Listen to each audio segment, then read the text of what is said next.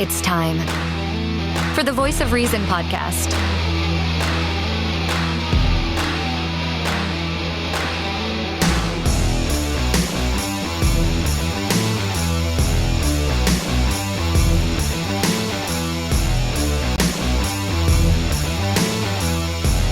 Here are your hosts, Sean Phillips, Andy Van Beber, and Travis Kirkendall.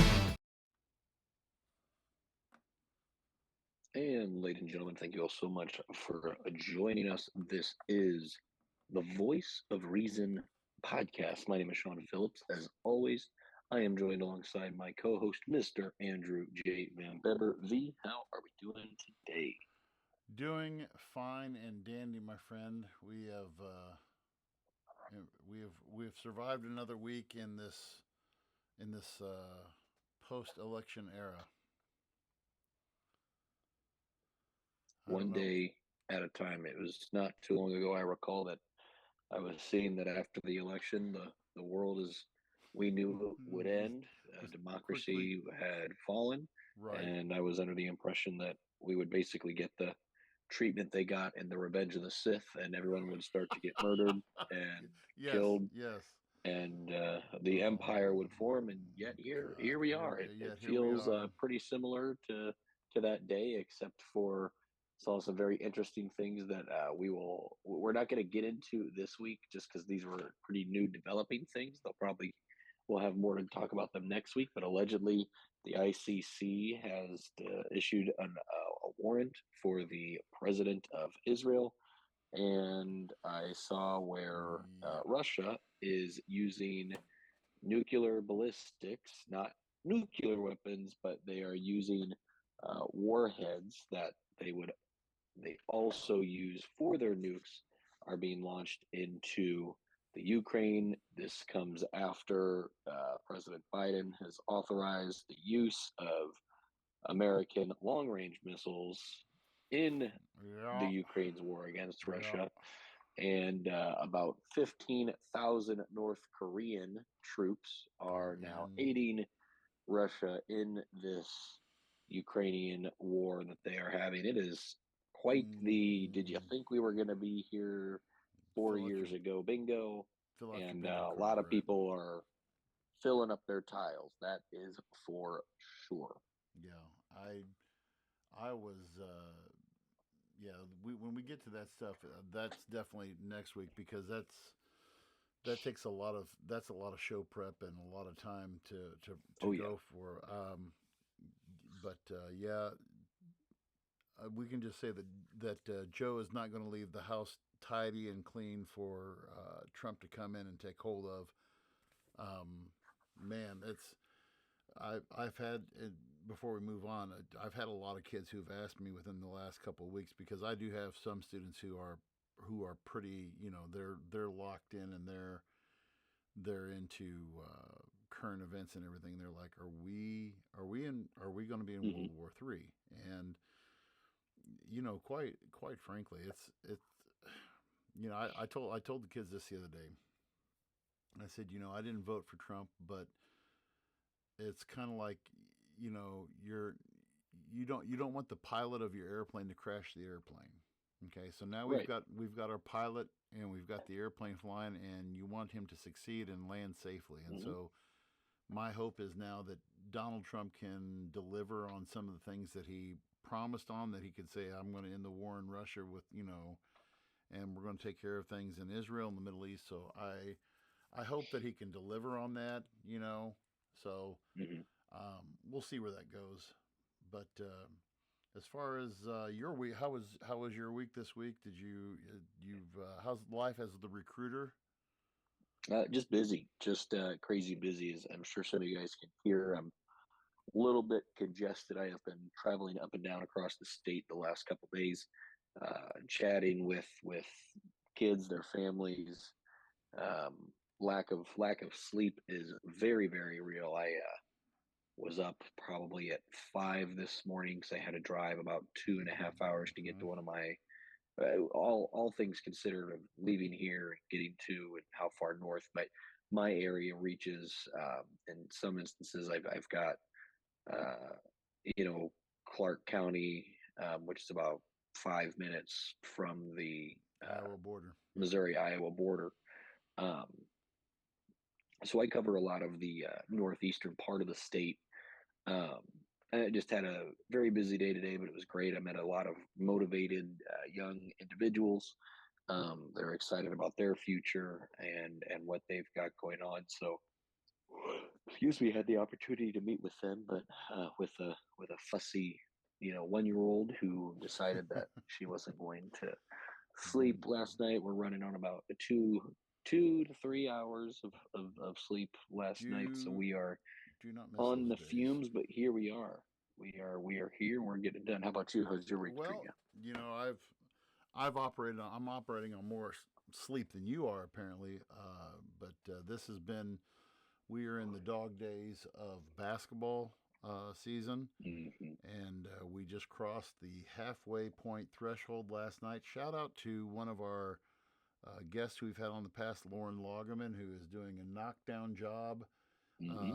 with our team. The girls faced their toughest competition last night, and we are currently sitting at 10-0.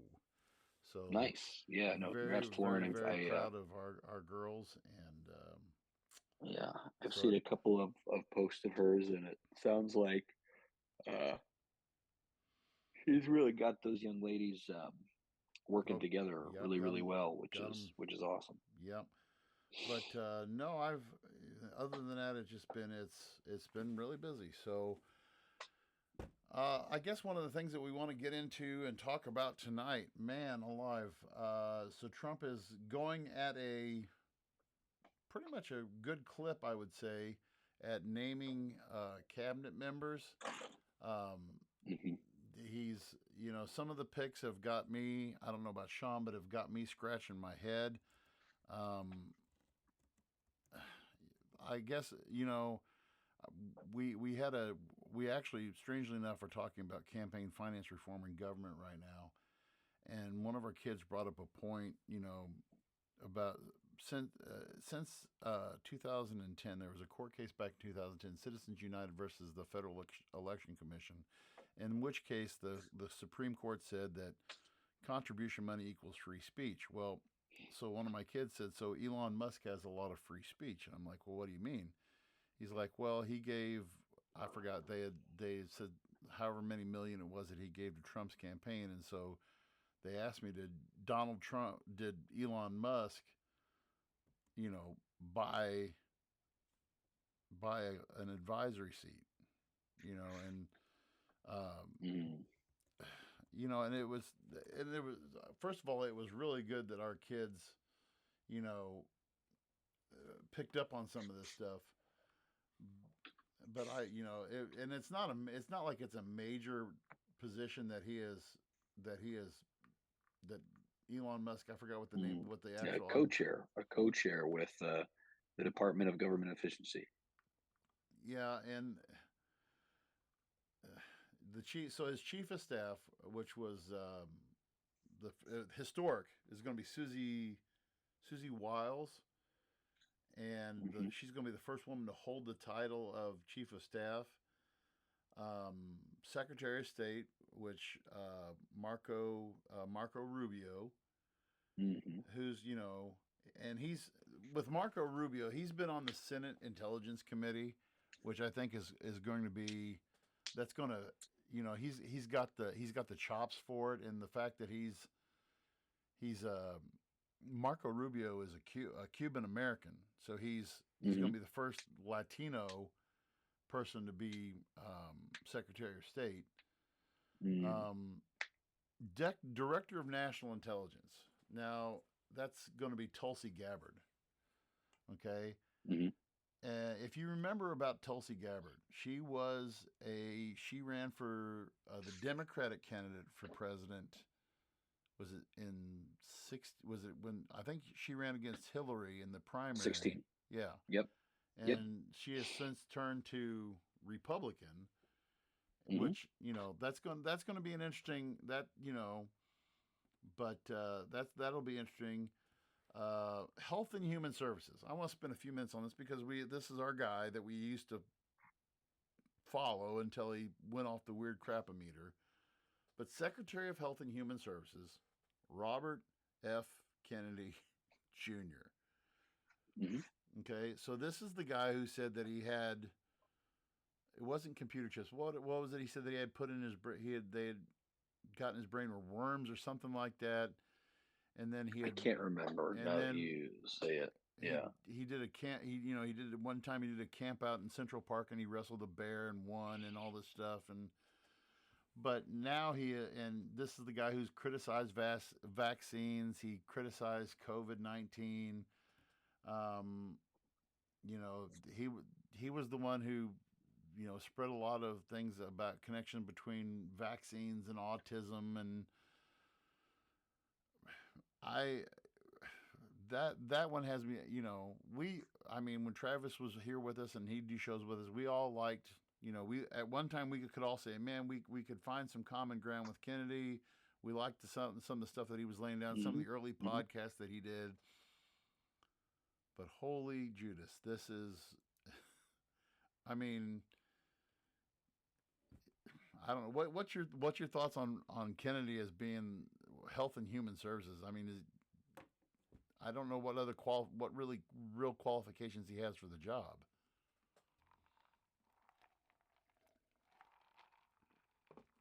Oh, I lost Sean. There he is. Oh, Now I got there him we go. back. Okay. Well, I'm interested to see exactly how it goes as far as so.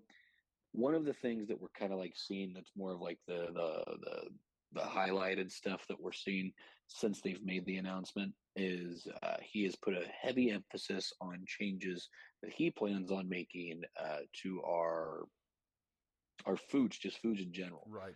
Talking about some of I watched a video. It was about a 5 minute long kind of mini docu-series style shoot that he did, kind of that when they made the announcement for his cabinet position, talking about.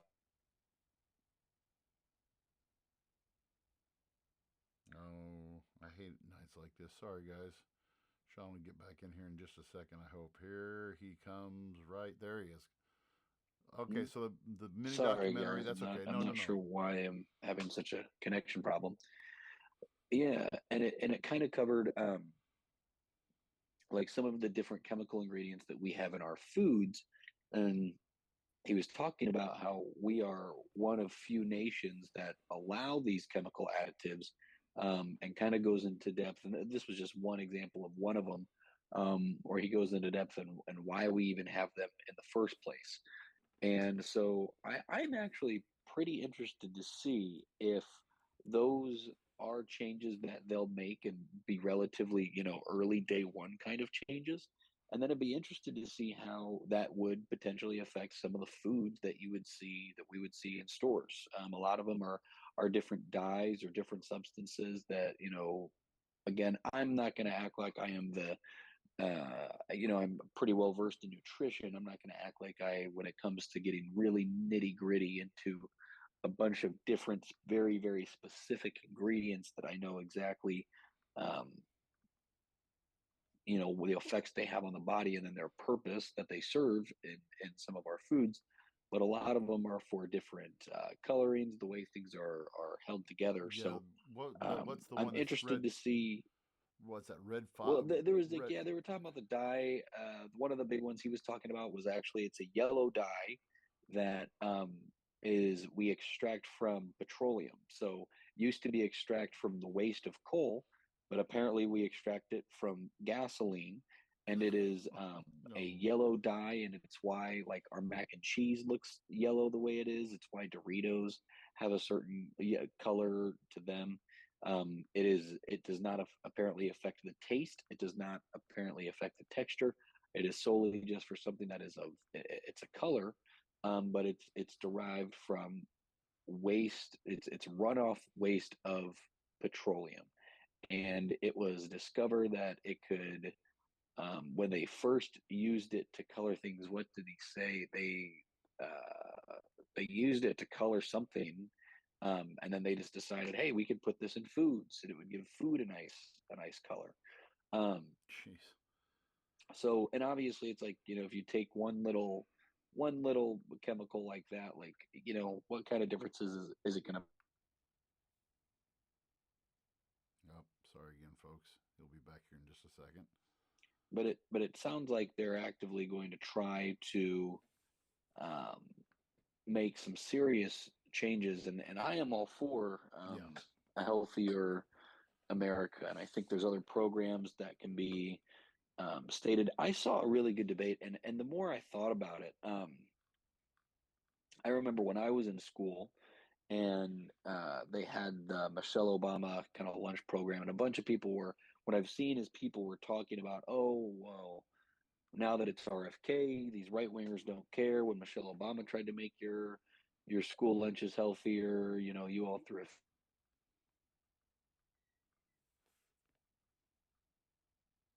Sorry, folks. I was reading some comments about the here. This might. Give me 1 second. I'm going to try to fix something. That might help those connection issues. But the people weren't necessarily complaining about the quality of the food; they were talking about the quantity of the food. In a lot of like bigger schools, like at our schools, it wasn't necessarily Yeah. the biggest problem, but a lot of these larger schools where individuals were getting lunches, and if they were state, they were given free meals by the state because Mm-hmm. they qualified for free lunches. The Free and portion reduced. sizes were just absolutely reduced, and it Oh was yeah. an overnight switch. So, um, you know, it's a running bit. One of the things when it comes to nutrition that I struggle with the most is, as silly as it sounds, is portion control. And I think that's a pretty common thing, especially in the United States. When we go out, if you go to Applebee's or you go to 54th Street and you order, a thing of spaghetti at Olive Garden, you're given spaghetti for what should be considered like three meals when you look at the Yeah. the calorie Yeah. density. Yeah. um and maybe once or twice here and there, that's not the end of the world, but it's when it's everywhere we go, then that becomes ingrained in our minds, and our perception of um, our perception of how much we should be eating changes very radically, and so that becomes a big issue for a lot of Americans. Um, and so I'm all about seeing. It's Where he's tough going to take us because at? Yeah. yeah, it's tough because I'm interested to see. This is someone that is now the head that is talking about how certain vaccines might cause autism, and but again, there's a lot of case in point counter arguments that are very interesting too, because I saw a bunch of people. The big thing that the a lot of the more left leaning Democrats are saying is their pitch on it right now is, we have this individual here now that's going to be getting into office that we essentially were able to eradicate things like measles, and measles came back because of people like RFK, and I don't necessarily think that's true. But then you also the counterpoint argument was people on the right were going, okay, well, in the United States, these are, public schools, they require these, certain vaccines. And yet we have how many undocumented illegal immigrant children who don't have these vaccines that are coming in from all different parts of the world. Mm-hmm. We're concerned about people who have these vaccines here, but we're not worried about the vaccine documentation of people coming across the border. Right. Um, Right. and so I get both sides of the argument. We want to make sure that it sucks that we're at a point now, even where because of things like COVID, we have to question our governing bodies about what we do with our bodies, and we have to question uh, you know vaccine mandates and things like that, Mm-hmm. because I just it's a very interesting time, and I'm interested to see how How he's he uh how he navigates. I do like some of the team that I've seen him put around him. I actually just watched. I had a lot of drive time today, so I listened to about halfway through a hour-long podcast he did with a guy named Joe Salatin, who I'm a huge fan of, who's a Yes. regenerative farmer, and Yes. and Yep. and so I really did enjoy that conversation that they were having about just general overall health and what we eat and how we consume it. He didn't he Um, also didn't he also in that was that the guy that interviewed him that basically said how Donald Trump's diet was terrible and all this stuff and everything and how some of this I'm not at that point in it, but I I wouldn't be surprised. I think Joe he Salatin is pretty yeah on the because he money with a lot of that well stuff. yeah Yeah. because RFK was like poking it well if anything we need to change the president's diet and all this stuff. I thought that was Hmm. one of Yeah. one of the interesting picks, and I'm going to interject my 10 cents here as an educator. I don't know if you've seen this or not, but who did you Oh, see I who? know exactly what you're Okay, talking about. Yeah. so Linda McMahon, who Hmm. ex-wife of Vince McMahon and former chair of, are they divorced I or think they're. are I don't think they're divorced. I'm not sure if they're separated, they but maybe just separated, but she was yeah. the one of the executives in WWE. Now, some Hmm. interesting things. If you didn't know, Linda McMahon in 2016 or 2018 ran for against I can't think of the senator's name right now, guy, but in Connecticut unsuccessfully. She's been a the Trumps and the Trump and McMahons have been friends for a long time before, you Hmm. know, and but she was the head of the Small Business Administration. Hmm. Um, Donald Trump has been on record as saying that he wants to phase out the Department of Education and return some of that power to the states. And I have mixed feelings about that. I think that the federal program is needed for post secondary education, like for college. But Hmm. as far as education issues, um, we can't even get a lot of the mandates from the state to from our own state to be recognized. But yet alone that whenever the federal government sends this stuff down the pipeline, Yeah. it's impossible to implement. I can go back to my early days of with Laura Bush and No Child Left Behind, and then like Hmm. you mentioned, it kind of had to do with schools. But when you were in school, Michelle Obama and the whole thing about cutting lunch calories and all this stuff and school lunches and stuff like that. So seeing Trump wanting to step away from uh, trying to step away from the whole thing of the federal government being in the school business. Hmm. Blumenthal, Richard Blumenthal, that's who the guy was from Connect Shenanigans. Anyway, I was totally brain Hmm. fart there, but yeah, I thought that was going to be an interesting pick. But the other one, the other one before John Radcliffe, who was the director of the CIA when Trump was, he's going to be the director of CIA again. Trying to think of it. I'm scrolling down here through there to see if there's anybody else. Mike Huckabee is going to. He's tagging Mike Huckabee, former Arkansas Governor Mike Huckabee, to be the ambassador to Israel. Hmm. Nobody else is really waving any big flags, but there's two controversial picks. I want to start out with one. Secretary of Defense, and this guy has gotten a lot of podcast time. Pete Hegseth, who is he's a Fox commentator. He's a U.S. Army National Guard guy, and he's led different what do you want to call it, advocacy groups for veterans. He's got a good track record as far as the military goes, but I think it came out. Was it this afternoon? It came out this afternoon that a woman uh, told police that she was. I'll just read this from AP. This was today at 4:45.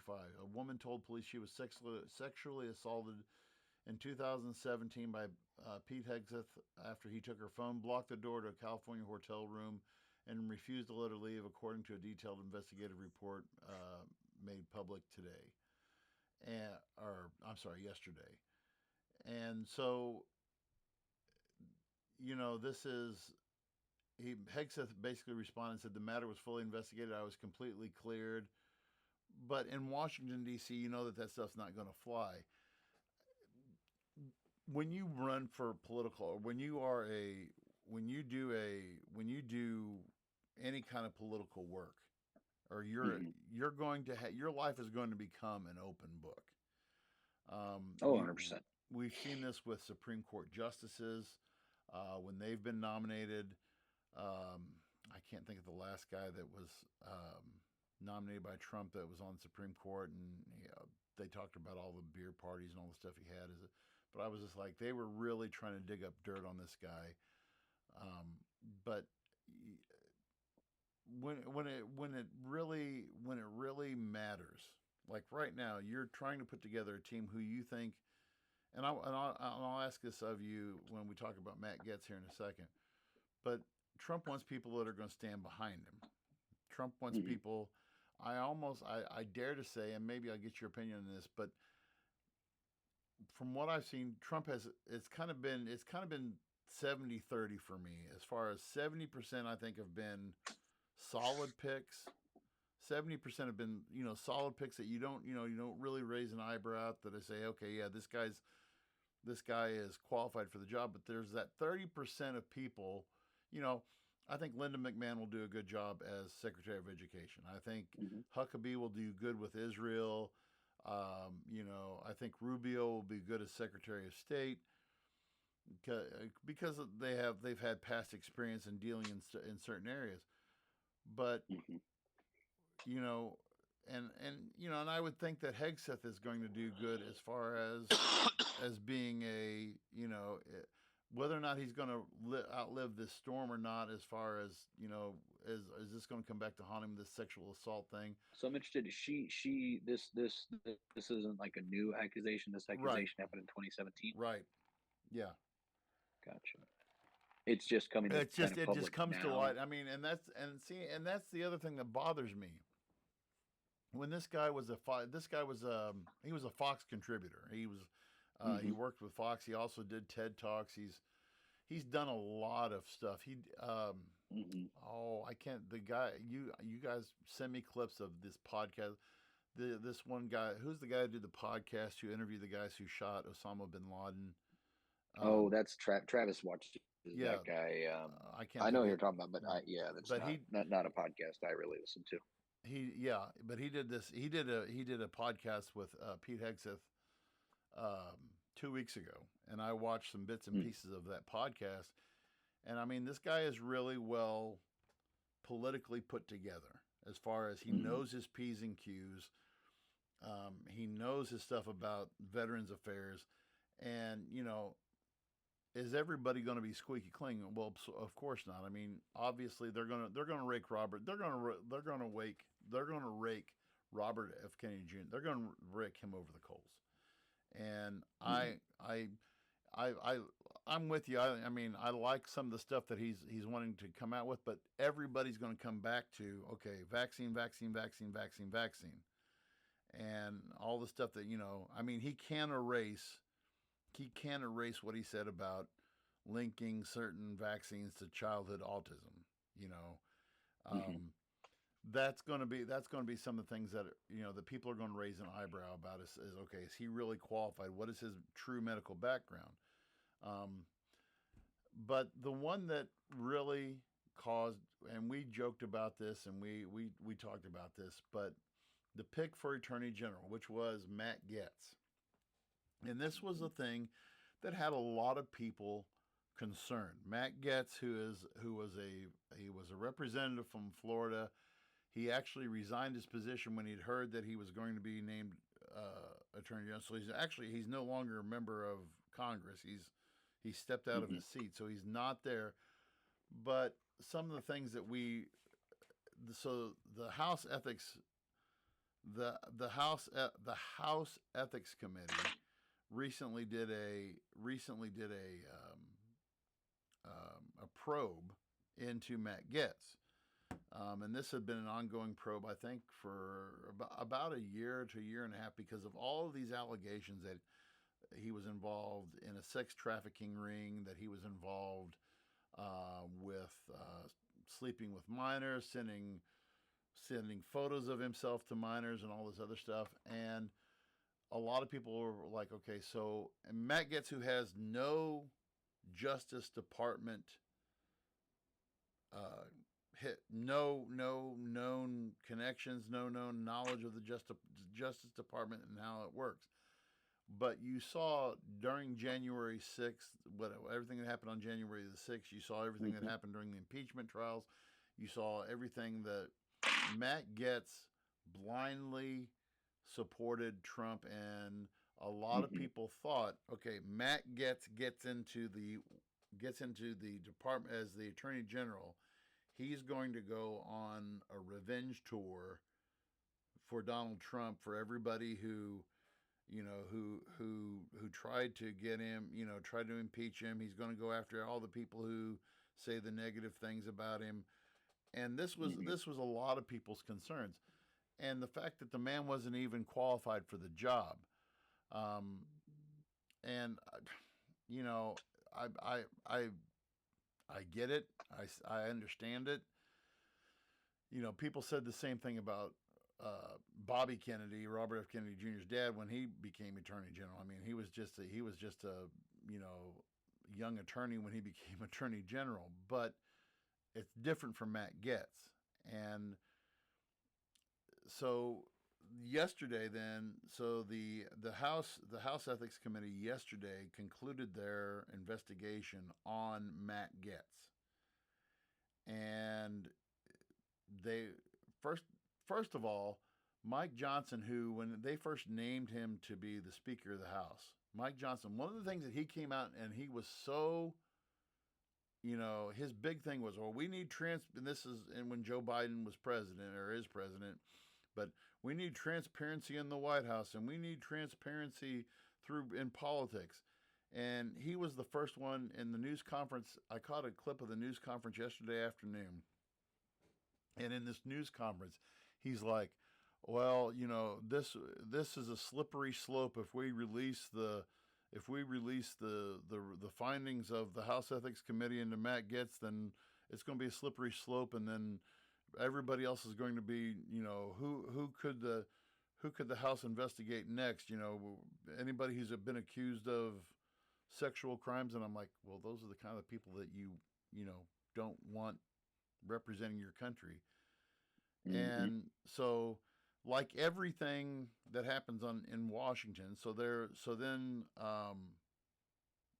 what was it on? Prior to the report coming out, I think it was on. It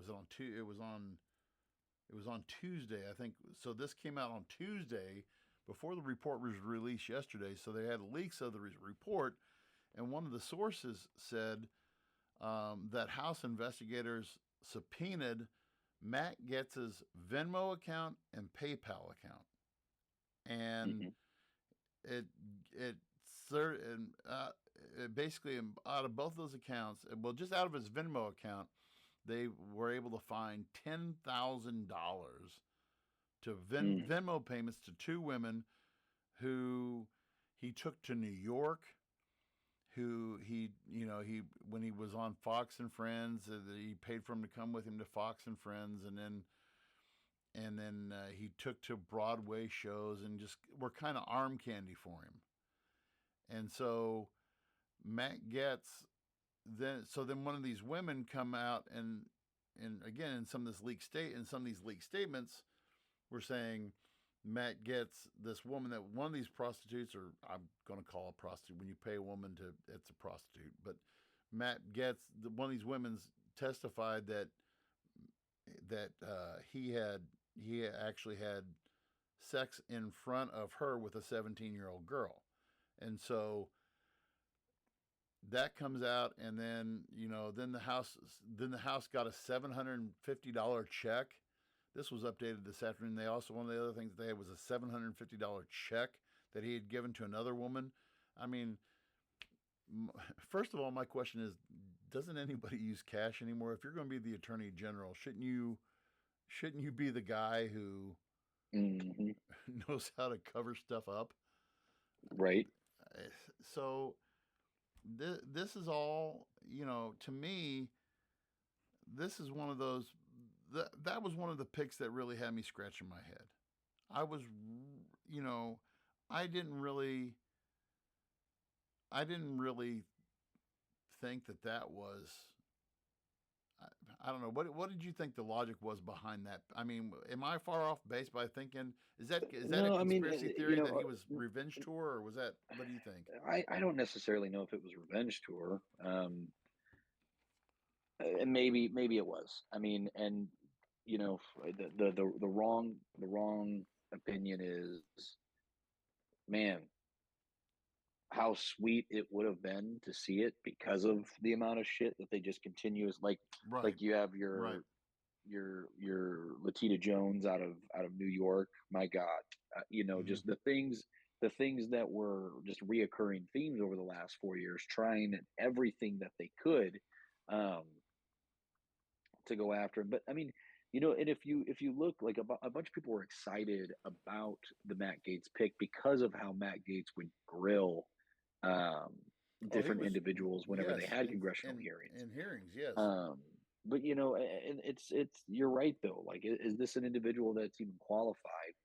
Um, I saw it was very interesting where on The View, after one of the hosts went and called Matt Gaetz a pedophile, rapist, or something, the ABC made her issue a statement afterwards when they came back from commercial break or before they went to commercial break, Really. essentially stating, um, all of wrongdoings or blah blah blah. Matt Gaetz has been exonerated for any wrongdoings after a 3-year legal investigation, et cetera, et cetera. The clips on the clips out there. I don't remember the exact wordage verbatim, so Wow. don't come after me. But No. but no, I mean, you're right. When you have picks like this, again, you look at it and it's like, if there's someone that might have this much baggage, is it worth bringing them to the airport? Right. You Right. know, like Right. like so. It wasn't from the rip. I was very. I saw the pick and I was, I think it was you, someone, I think you sent it to me, or I might have sent it Hmm. to you. I don't remember, but Hmm. yeah, I just it was a head scratcher right off the rip. Um, a lot of people on the right were saying this is the drain the swamp mentality, and it's interesting to kind of see um, who he is bringing in this time around. Because I'm with you. There's some of the picks that I actually do like quite a bit. Um, and but this was one. Yeah, this was one that I was just like, you can find that individual that is, if you're looking for someone that's going to have your support and that's going to grill, uh, you know, individuals the way you want them to, you're still going to have that individual. I didn't think that Matt Gaetz necessarily needed to be the one for that position. It doesn't Well, matter. He is withdrawn himself, and he's not going to be in and in that position. and So it's interesting that you said it like that, Sean, because so then I mean, just on the heels of when Matt Getz drops out, I mean, not even a couple of hours.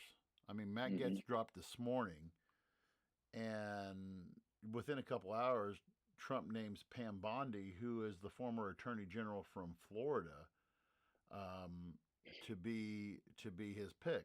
Now, a few interesting things about Pam Bondi. She is more than qualified for the job. She was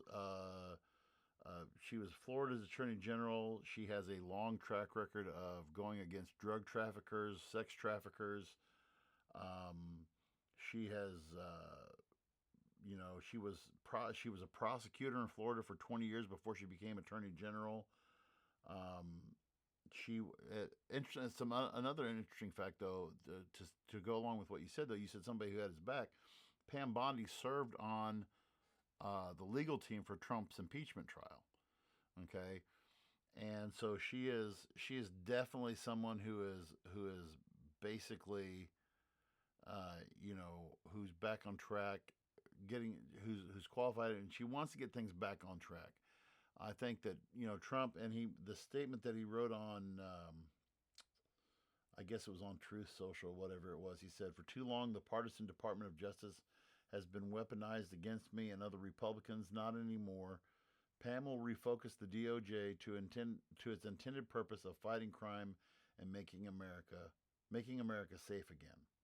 Okay, and Trump goes on to say, he talks about how he wants to end weaponized government, protect U.S. borders, dismantle criminal organization, restoring Americans' badly shattered faith and confidence in the Justice Department. So,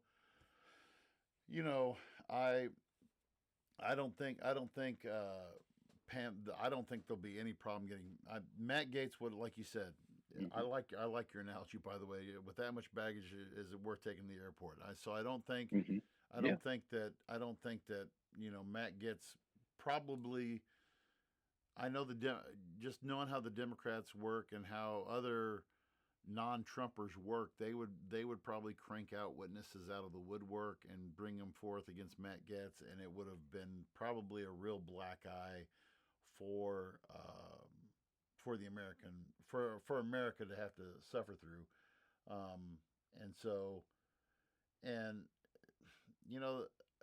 I will say this though. I mean, Matt Gaetz he's 41, so he's not like he's some old curmudgeon. I mean, and Trump is, when you look at some of these picks, I mean, a lot of, aside from Linda McMahon and Robert F. Kennedy, this is a lot of relative youth that's coming into these jobs, which is, I think that's a great sign, because one of the criticisms that we've had on this podcast has been, the geriatric syndrome that is U.S. politics right now. And so Pam Bondi's 58. I mean, if you look at her picture, she looks like she's 48. Okay, so she's, when in the eyes of politics, she's relatively young. Marco Rubio, I believe he's in his late 40s. Okay, the only other one that I know that's even got a little bit of age to him is Mike Huckabee. Mike Huckabee is, he's up there. But again, I see this trending in the right direction.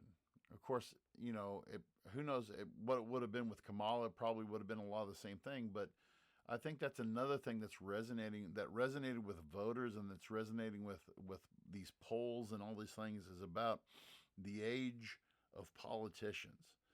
And, when you look at some of these guys who got reelected, holy cow, man! I mean, we're going to have dinosaurs, who are going into this next term. Now, from what I understand, am I correct in that Nancy Pelosi is retiring? Is that correct?